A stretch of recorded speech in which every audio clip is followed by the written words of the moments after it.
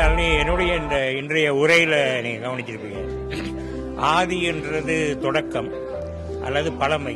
ஆனா அந்த தொடக்கம் என்றதுல அந்த ஆதிக்குமணன் ஞாபகமாகத்தான் இந்த பேர் வச்சிருக்காங்க. ஆதிக்குமணன் மலேசியாவில் ஒரு பத்திரிகையாளர், ஆளுமை பேச்சாளர், அதோட பெரிய ஆளுமை. அவர் பத்திரிகை ஒரு சாம்ராஜ்யத்தை வச்சிருந்தவர் தான்.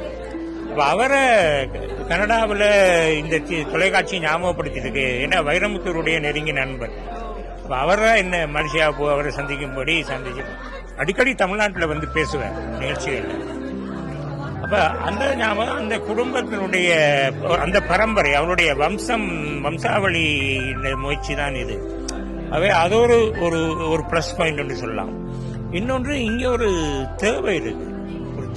எப்படின்னா, நான் அதில் சொன்ன மாதிரி அந்த கனடிய மண்ணுக்கு பல ஈழத்திலிருந்து புதிய ஊடகவியலாளர்கள்லாம் வந்திருக்கலாம், நிறைய அனுபவங்களோட.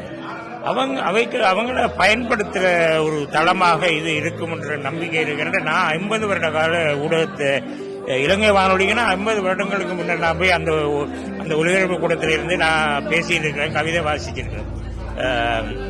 கே சிவகுமாரன் போன்றவர்கள் இருக்கிற ஆளுத்துல. அப்ப இப்ப கிருஷ்ணா இந்த டிவியில இறங்கியிருக்கிறபடியால் அது ஒரு பிளஸ் பாயிண்ட், அது ஒரு வாய்ப்பு. ஆகன் கணபதி எம்பிபி நான் தான் இதுக்கு ஆதரவு வழங்குவதாக சொல்லியிருக்கிறேன். நானும் ஒரு கனடாவுடன் மூத்த ஊடகவியலனாக நானும் என்னுடைய ஆதரவை இதுக்கு வழங்குவேன். அதுபோல இங்க வந்த ஒவ்வொருவரும் தங்களால முடிந்த அளவு ஆதரவு வழங்கணும். அதை மறந்து விடக்கூடாது. அதான் எங்களோட ஒரு பழக்கம் இருக்குது, நான் மறந்துடுவோம். ஆகவே ஒருவருமே மறக்காமல் இது எங்களுடைய தொலைக்காட்சி, இதன் மூலம் சமூகத்துக்கு நல்ல விஷயங்களை சொல்லலாம். நான் சொன்னது போல வறண்டு கிடக்கிற ஒரு தரையில நீர் பாய்ச்சுவது போல இந்த தொலைக்காட்சியை நாங்கள் இங்கே எதற்காக பாவிக்கணும்யா?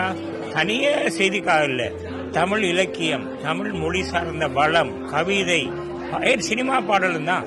சினிமா பாடலில் எவ்வளவு இலக்கியம் இருக்கு. ஆகவே ஒரு பல விஷயங்கள் அடங்கின ஒரு தொலைக்காட்சியா இந்த ஆதி வரணுமென்ற அந்த வாழ்த்துக்களை நான் உங்கள் மூலமா சொல்லிக்கிறேன்.